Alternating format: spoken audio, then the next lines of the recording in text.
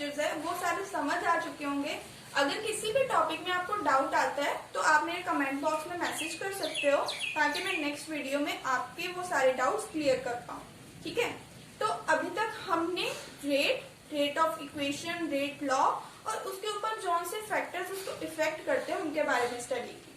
ठीक है, और हमने ऑर्डर एंड मॉलिक्युलरिटी के बारे में देखा कि ऑर्डर और मॉलिक्युलरिटी कैसे एक दूसरे से डिफरेंट होते हैं एंड उनके टाइप्स क्या होती हैं। ठीक है, अब नेक्स्ट जो हमारे पास टॉपिक है ये है integrated rate equation. Integrated rate equation, what is integrated rate equation और व्हाई डू वी स्टडी? हमें इसे पढ़ने की क्यों जरूरत पड़ी है, क्यों हमारे पास ये एक्स्ट्रा इक्वेशन आ गई? हमारे पास ऑलरेडी एक इक्वेशन थी, रेट इक्वेशन थी ना। हमने रेट लॉ से एक इक्वेशन ड्राइव करी थी, rate is equals to K into concentration raise to power its order and concentration of another reactant. Suppose ये हमारे पास एक रिएक्शन के लिए ए प्लस बी मिलके सी बना रहे हैं, तो इसकी जो हमारे पास रेट इक्वेशन होगी वो ये होगी, है ना। रेट लॉ से हमने ये पढ़ा था और हमने इस रेट को कैसे रिप्रेजेंट करते हैं, dr बाय dt से। ठीक है, ये हमने कर लिया था। तो हमें इस इक्वेशन को इंटीग्रेट करने की क्यों जरूरत पड़ गई? इससे हमारे पास कंसंट्रेशन आ रही थी। मेन तो काम यही होता है कि हमने कंसंट्रेशन फाइंड करनी है या रेट फाइंड करना है। अगर हमने कंसंट्रेशन फाइंड करनी है तो हम इस इक्वेशन से फाइंड कर सकते हैं। ठीक है, तो हमें उससे इसे इंटीग्रेट क्यों करना पड़ा? हमने रेट के लिए पढ़ा था कि रेट हमारे पास जो होता है वो टू टाइप्स का होता है। रेट जो होता है वो टू टाइप्स का होता है। ठीक है, एक पढ़ा था हमने एवरेज रेट, दूसरा क्या था इंस्टेंटेनियस रेट, है ना। Average rate and instantaneous rate. ठीक है, average rate and instantaneous rate. Average rate और इंस्टेंटेनियस रेट को हम कैसे रिप्रेजेंट करते थे? क्या चीज बताता था ये? रिवाइज करो आप अपने माइंड में जब। ठीक है, एवरेज रेट क्या था? इसको हम डेल्टा से रिप्रेजेंट करते थे। That means large change in the value. Delta हमें एक लार्ज चेंज इन वैल्यू के बारे में बताता है कि अगर हमने किसी लास्ट बड़े टाइम इंटरवल के अंदर concentration of change of concentration find करना हो तो हम एवरेज रेट से चलेंगे, average rate of reaction find करेंगे। बट जो इंस्टेंटेनियस रेट है वो हमारा स्मॉल डी से डिनोट होता था और स्मॉल डी हमें क्या बताता था? Small change in value. That means अगर हमने किसी इंस्टेंट पे रेट ऑफ रिएक्शन को फाइंड करना है तो हम इंस्टेंटेनियस रेट ऑफ रिएक्शन से फाइंड कर सकते हैं। तो इसका जब हमने प्लॉट करा था हमने देखा था कि हमारे पास टाइम के साथ कंसंट्रेशन की वैल्यू डिक्रीज हो रही है रिएक्टेंट की, है ना। तो रिएक्टेंट की जब हमने कंसंट्रेशन टाइम के विद रिस्पेक्ट टू प्लॉट करी तो वो क्या करा कि वो एक्सपोनेंशियली डिक्रीज हो रही है। ठीक है, वो डिक्रीज हो रही है। तो अगर हमने फाइंड करना हो कि इस टाइम इंटरवल में T1 से T2 जाते वक्त कंसंट्रेशन में कितना चेंज आया तो हम इस ग्राफ से फाइंड कर सकते हैं। ग्राफ से फाइंड कर सकते थे, मैंने आपको बताया भी था, है ना, कि इसके कॉरेस्पॉन्डिंग जो हमारे पास कंसंट्रेशन है A1 है, इसके कॉरेस्पॉन्डिंग A2 है। तो आप लोग जो चेंज है कंसंट्रेशन में फाइंड कर सकते हो ग्राफ से, इजी है फाइंड करना। तो हमारे पास ये वाली इक्वेशन थी इसके लिए, है ना। इस इक्वेशन को हम क्या बोलते हैं? Differential rate equation. Differential rate equation हमारे पास थी। ठीक है, हमने हमने क्या करा? टाइम के विद रिस्पेक्ट टू कंसंट्रेशन को प्लॉट करा और इससे वैल्यू फाइंड कर ली। और अगर जब रेट लिखना हो तो रेट क्या होता है? Change in concentration of reactant और प्रोडक्ट। कंसंट्रेशन की फाइंड कर रहे हो तो क्या आ जाएगा? T2 minus A1 divided by T2 minus T1। तो इससे रेट भी आ गया, है ना। तो इस मेथड के होते हुए इंटीग्रेटेड रेट इक्वेशन क्यों आई? ठीक है, ये सवाल है हमारे पास। तो इसका आंसर ये है कि ये जो मेथड है हमारे पास वो एक्यूरेट मेथड नहीं है फाइंड करने का। आप बोलोगे क्यों? इसलिए बिकॉज ये हम ग्राफिकल मेथड कर रहे हैं, मतलब हमारे पास यहाँ पे जो रेट की वैल्यू आ रही है वो इनडायरेक्टली आ रही है। इसमें हम क्या कर रहे हैं? पहले हम एक एक्सपेरिमेंट करा, एक्सपेरिमेंटल डाटा आया, हमने उसकी कंसंट्रेशन को हमने वही करा, हमने कंसंट्रेशन अलग अलग वेरी करवाई, पर्टिकुलर टाइम पे हमने उसको ऑब्जर्व करा कि कितना चेंज आ रहा है कंसंट्रेशन में, हमने वो कंसंट्रेशन को और टाइम के विद रिस्पेक्ट टू प्लॉट करा, ठीक है, कंसंट्रेशन को टाइम के विद रिस्पेक्ट टू प्लॉट करा, और जो भी चेंज आया हमने उसको फाइंड करा स्लोप से, ठीक है, जो इस ग्राफ की जो स्लोप होगी, स्लोप क्या होती है, जो y एक्सिस पे हो डिवाइडेड बाय जो x एक्सिस पे, वो स्लोप होती है। तो इस ग्राफ की जो स्लोप है वो किसके बराबर होती है, रेट के बराबर आ जाती है, ठीक है। ये है मेथड हमारा इनडायरेक्ट मेथड, और एक्यूरेट इसलिए नहीं है बिकॉज इसमें हमारे पास एरर के चांसेस हो सकते हैं। कई बार क्या होता है कि हमारे पास जो डाटा में ना वैल्यूज बहुत आसपास आती है, तो ग्राफ हमारा एक सेम डाटा के लिए हमारे पास अगर हमें ग्राफ ड्रॉ करना हो ना, तो थोड़े से चेंज से भी हमारे पास रेट की वैल्यू वेरी कर सकती है। कोई इस ग्राफ को ऐसे बना देगा, कोई ऐसे बना देगा, किसी का ये जो हम पे यहाँ आ जाएगा, किसी का यहाँ आ जाएगा, ठीक है। तो मतलब क्या है कि इस ग्राफ को ड्रॉ करने में हमारे पास जो रेट की जो वैल्यू आ रही है वो प्रॉपर वैल्यू नहीं आती, एग्जैक्ट वैल्यू नहीं आती, close to the exact value आएगी, ठीक है। तो दैट्स व्हाई हमने एक ऐसी इक्वेशन बनाई जो डायरेक्टली रिलेट करती हो रेट और कंसंट्रेशन को, ठीक है, जो डायरेक्टली रेट और कंसंट्रेशन को रिलेट करती हो, टाइम को रिलेट करती हो, और जो भी बाकी के फैक्टर्स हैं उन सबको रेट से डायरेक्टली रिलेट करती हो। उसके लिए हमें ये इतना सारा काम ना करना पड़े, ठीक है। तो उसके लिए हमने इस इक्वेशन को, जो ये डिफरेंशियल रेट इक्वेशन है, इस इक्वेशन को इंटीग्रेट करा, ठीक है। इंटीग्रेट का मतलब होता है कि जब हम किसी छोटी चीज को बड़ी चीज में कन्वर्ट करते हैं, उसके हर छोटे छोटे पार्ट को ऐड करके। अगर आप जस्ट नॉर्मल भाषा में समझाऊं कि मेरे पास एक ये 0 से 10 सेंटीमीटर तक की मैंने एक लाइन बनाई, ठीक है। अगर मैं इस लाइन को स्मॉल स्मॉल पार्ट्स में डिवाइड कर दूं, ठीक है, अगर मैं इस लाइन को स्मॉल स्मॉल पार्ट्स में डिवाइड कर दूं, तो इस चीज को मैं क्या बोलूंगी, स्मॉल स्मॉल पार्ट्स को क्या बोलूंगी, डिफरेंशिएशन। कि जो हमारे पास ये पार्ट्स आए हैं वो डिफरेंशिएशन करके आए हैं, ठीक है। जब हम बड़ी चीज को उसके छोटे छोटे पार्ट्स में डिवाइड कर देते हैं वो होती है डिफरेंशिएशन। बट अगर मैं इन्हीं छोटे छोटे पार्ट्स को मिला के एक बड़ी लाइन बना दूं, ठीक है, छोटे छोटे पार्ट्स को मिला के एक बड़ी लाइन बना दूं, ठीक है, तो इसको मैं क्या बोलूंगी, integration. It's a kind of sum, kind of summation, ठीक है, summation in a continuous interval of time, like 0 to 10, 10 to 20, कोई उसमें ब्रेक नहीं आ रहा है। ऐसे नहीं कि मैंने 0 से 5 करा फिर उसके बाद 10 से 15 करने लगी, नहीं, ठीक है। एक कॉन्टिन्यूसली एक ऑब्जर्व हमने चेंज को ऐड करा है। अब इस इक्वेशन को इंटीग्रेट कर दिया। अब हमारे पास जो भी इक्वेशन आती है इंटीग्रेट करके, यहाँ से आप देख लो कि हमारे पास जो रेट है ना, वो सिर्फ और सिर्फ कंसंट्रेशन के ऊपर डिपेंड नहीं कर रहा है। किसके ऊपर भी डिपेंड कर रहा है, ऑर्डर ऑफ रिएक्शन के ऊपर भी डिपेंड कर रहा है ना। तो जब भी आप इंटीग्रेशन करते हो तो हमेशा हमारे पास जो वैल्यू आती है, जो भी हमारे पास इक्वेशंस आती हैं, वो ऑर्डर के विद रिस्पेक्ट टू वेरी कर जाती है। 0 ऑर्डर रिएक्शन के लिए हमारे पास कुछ वैल्यू आएगी, तो हम अभी हर एक ऑर्डर ऑफ रिएक्शन के लिए डिराइव करेंगे कि हमारे पास रेट ऑफ इक्वेशन जो है कैसी आती है। तो हम 0 ऑर्डर रिएक्शन की बात करते हैं। 0 ऑर्डर रिएक्शन में क्या होता है, 0 ऑर्डर रिएक्शन में हमारे पास क्या होता है कि ए रिएक्टेंट है वो कन्वर्ट हो रहा है किसी प्रोडक्ट में, रिएक्टेंट हमारे पास किसी प्रोडक्ट में कन्वर्ट हो रहा है। 0 ऑर्डर रिएक्शन को 0 क्यों बोलते हैं,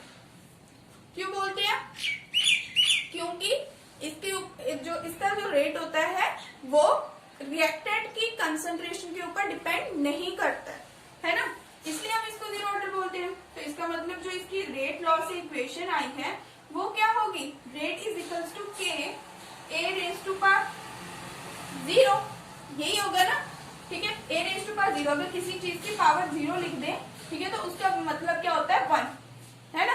तो अगर मैं इसको ए रेज टू पावर 0 लिख दूं तो भी ये ऐसे किसके बराबर हो जाएगा, रेट इज इक्वल्स टू के बराबर, है ना। ये हमने पिछली बार करा था कि हमारे पास जो order of reaction 0 order reaction के लिए जो रेट है वो रेट कांस्टेंट के इक्वल आता है, ठीक है। और हाँ, शायद मैंने आपको बताना भूल गई थी कि जब हमारे पास जो रेट कांस्टेंट है वो रेट ऑफ रिएक्शन के इक्वल हो तो हम उसको क्या बोलते हैं, specific rate constant, specific rate constant.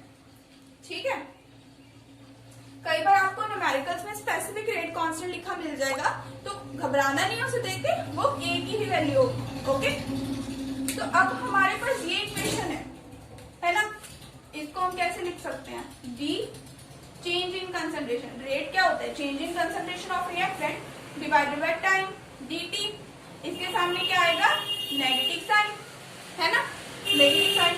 अब हमने क्या करना है, हमारे पास क्या निकालना, क्या हमने इंटीग्रेटेड रेट इक्वेशन निकालनी है, तो हम इसको क्या करेंगे, इंटीग्रेट करेंगे। उसके लिए हम क्या करेंगे, सपोज कि time t is equal to 0 पे जो हमारे पास A रिएक्टेंट है उसकी कंसंट्रेशन है A।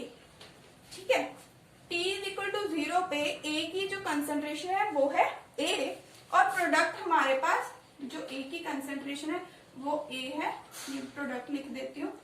ठीक है, तो हमारे पास A अभी तक बना नहीं है, A अभी तक हमारे पास बना नहीं है। टाइम किसी time is equal to t पे मान लो 10 मिनट पे 10 सेकंड में हमारे पास जो है प्रोडक्ट बन गया x, प्रोडक्ट बन गया x। तो जो प्रोडक्ट x बना होगा वो किससे बना होगा, रिएक्टेंट से बना होगा, तो रिएक्टेंट की कंसंट्रेशन क्या हो जाएगी, x डिक्रीज हो जाएगी, है ना, A माइनस x। ये अगर हमने 10 मोल्स लिए थे स्टार्टिंग में तो रिएक्शन नहीं हुई, तो हमारे पास प्रोडक्ट जो है उसके कोई मोल्स नहीं थे।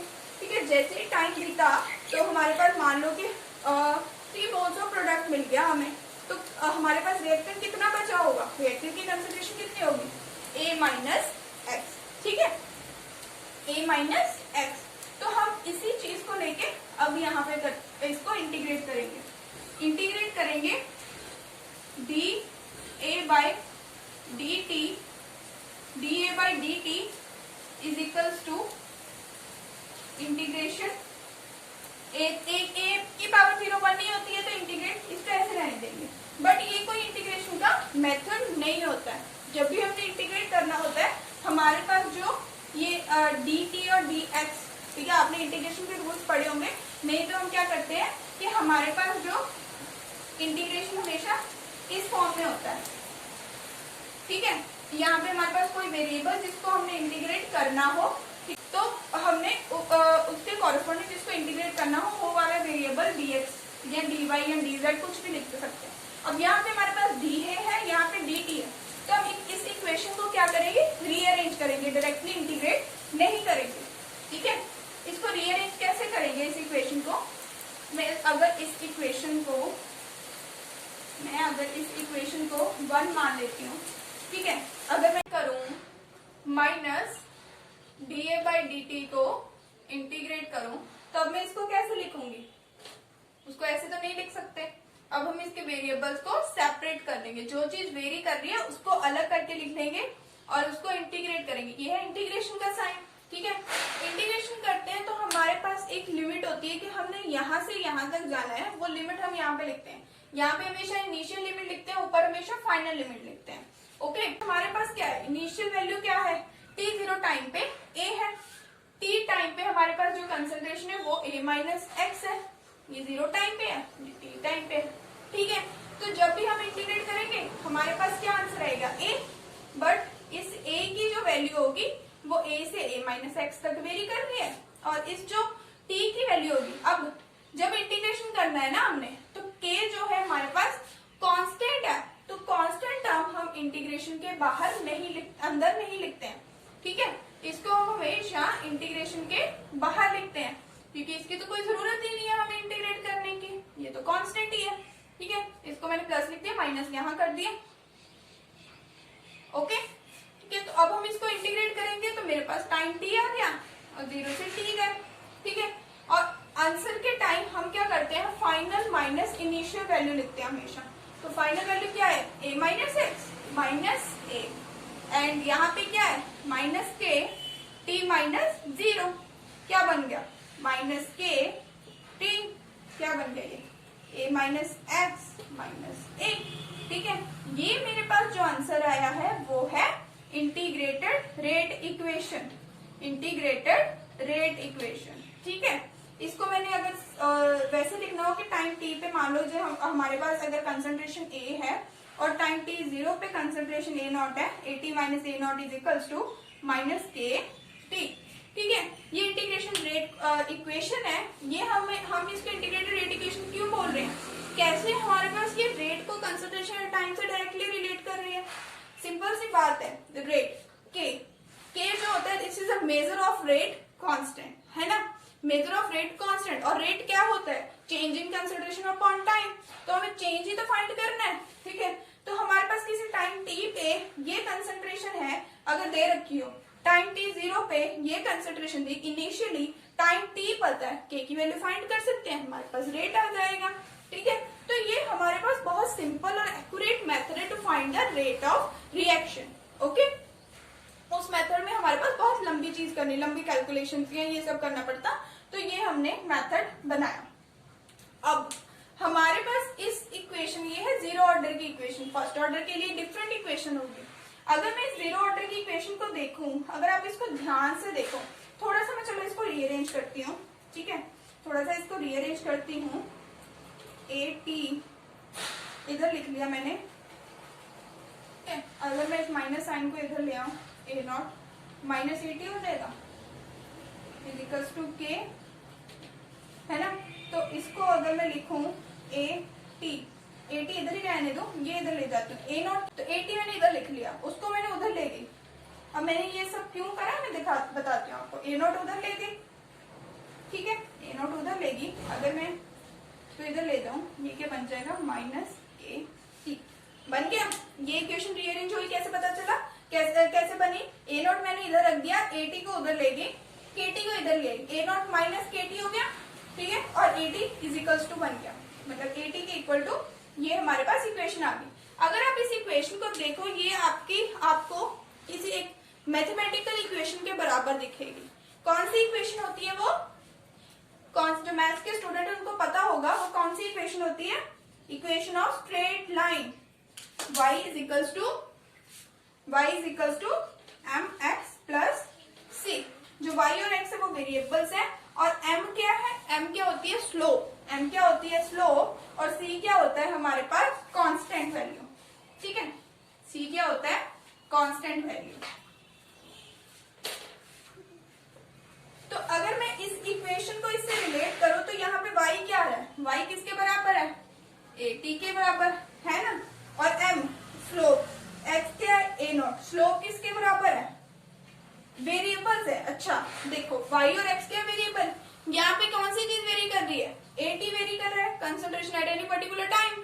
ठीक है, और टाइम वेरी कर रहा है ना, k तो कांस्टेंट है, प्रोपोर्शनलिटी है, वो तो चेंज नहीं होगा। और इनिशियल कंसंट्रेशन हम 10 लिया, ऐसा तो नहीं है कि 10 से वो 20 हो जाएगी अपने आप, है ना, तो रिएक्शन होगी तभी तो चेंज होगी, तो इनिशियल कंसंट्रेशन तो 10 है। ठीक है, ये फिक्स है, ये फिक्स है, ये हमारे पास वेरिएबल्स है। तो अगर मैं इस इक्वेशन को इससे रिलेट करूं, तो y इसके बराबर आ गया, स्लोप किसके बराबर आ गई, माइनस के बराबर, m माइनस के बराबर, x की जगह अगर मैं किसको लिख दूं, t के इक्वल, और जो हमारे पास कांस्टेंट है उसकी जगह क्या कर दूं, a नॉट। तो ये भी एक इस इक्वेशन को रिजेंबल करती है, दैट मीन्स अगर ये स्ट्रेट लाइन की इक्वेशन है तो ये भी एक स्ट्रेट लाइन की इक्वेशन होगी। जो इस स्ट्रेट लाइन की इक्वेशन है वो कैसे होती है, y is equal to m x plus c की बात करूं, अगर मैं y is equal to m x plus c की बात करूं, यहाँ पे y है, यहाँ पे x है। ठीक है, तो ये जो हमारे पास होता है, जो c है ना, जो कांस्टेंट वैल्यू है, ये क्या होता है, इंटरसेप्ट, इसको हम बोलते हैं इंटरसेप्ट। इंटरसेप्ट जो हमारे पास y एक्सिस पे कट कर रहा है ना, जहां पे कट कर रहा है, तो ये यहाँ पे कहाँ पे कट कर रहा है, किसी एक वैल्यू पे कट कर रहा होगा, उस वैल्यू को मैंने c लिख दिया। स्लोप क्या होती है, स्लोप होती है m, टेंजेंट स्लोप क्या होती है, परपेंडिकुलर जो y है और x की वैल्यू की ratio, delta y upon delta x को मैं क्या बोलूंगी, स्लोप। जो चेंज आया होगा जैसे हमने उसमें निकाला था ना वैसे, ठीक है, जो ये चेंज आया होगा वो स्लोप को बताएगा।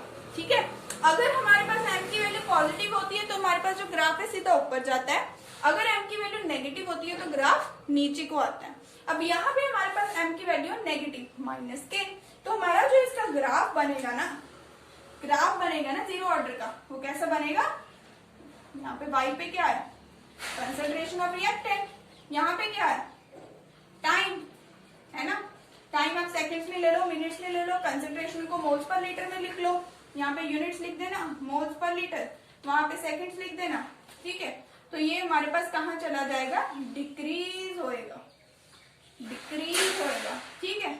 और ये हमारे पास किसके बराबर होगा? इंटरसेप्ट a नॉट के बराबर। और इसकी जो स्लोप होगी ना, वो हमें किसकी वैल्यू देगी? -k की वैल्यू। ओके, तो हमारे पास इस ग्राफ से भी हम फाइंड कर सकते हैं, उससे भी आपको k की वैल्यू कैसे मिल सकती है? इसकी स्लोप से, ठीक है। ये हमें क्या बता रहा है कि हमारे पास जीरो ऑर्डर रिएक्शन की जो कंसंट्रेशन है वो रेट के साथ डायरेक्टली नीचे को टाइम के साथ डायरेक्टली डिक्रीज हो रही है। ओके, अगर मैं रेट का ग्राफ बनाना चाहूँ, तो हम इस इक्वेशन को तो रहने देते हैं, ठीक है। अगर हम रेट का ग्राफ बनाना चाहें, आपको पता है कि जीरो ऑर्डर रिएक्शन के लिए ना रेट हमारे पास कंसंट्रेशन पे डिपेंड नहीं करता ना। Rate is equal to k a⁻0 होता है। a⁻0 मतलब 1, कंसंट्रेशन के ऊपर डिपेंड ही नहीं कर रहा है। तो रेट हमारा टाइम के साथ कैसे वेरी कर रहा है, कंसंट्रेशन के साथ कैसे वेरी कर रहा है? स्ट्रेट लाइन, ठीक है। स्ट्रेट लाइन है, हॉरिजॉन्टल लाइन है जिसमें कोई चेंज नहीं आ रहा। चाहे कंसंट्रेशन हमारे पास 10 मोल है, चाहे 20 मोल है, चाहे 30 मोल है, ठीक है। रेट हमारा कांस्टेंट ही है, रेट की वैल्यू यही आएगी जो यहाँ पे है। रेट की वैल्यू चेंज नहीं हो रही है। तो हम इस ग्राफ से बता सकते हैं, अगर हमें कोई एक्सपेरिमेंटल डाटा दे रखा हो या आपको ये डायरेक्ट ग्राफ दे रखा हो, आपसे पूछ ले कि ये किस ऑर्डर ऑफ रिएक्शन के लिए, जीरो ऑर्डर ऑफ रिएक्शन के लिए। और ऐसे ही क्वेश्चंस आपके एग्जाम्स में आते हैं, आपके बोर्ड एग्जाम्स के, जेईई मेंस में और इवन हायर लेवल एग्जाम्स में भी यही क्वेश्चंस पूछते हैं। आपको इक्वेशन लगा के आंसर सॉल्व करना होगा, या आपको ग्राफ्स दे देंगे, ग्राफ से बोलेंगे कि इसकी स्लोप बताओ, इसका इंटरसेप्ट बताओ, इसका कौन सा ग्राफ है, किस ग्राफ को रिप्रेजेंट कर रहा है, इस ग्राफ की इंटरप्रिटेशन बताओ, ठीक है। ऐसे ही क्वेश्चन आते हैं। तो आपने इस डेरिवेशन को एक बार देखना है, रिवाइज करना है अच्छे से, ठीक है, कॉपी पेन के साथ, और इन ग्राफ्स को समझना है। और एक